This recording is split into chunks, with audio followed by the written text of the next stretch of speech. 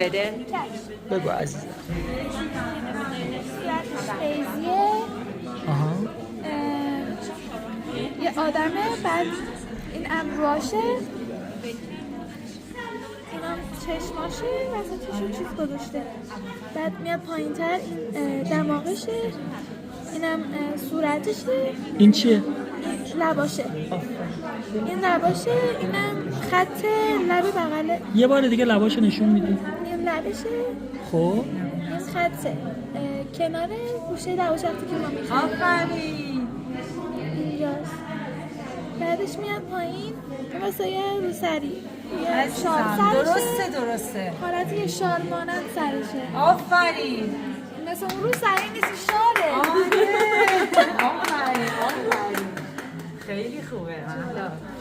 خیلی خوبه. آفرین.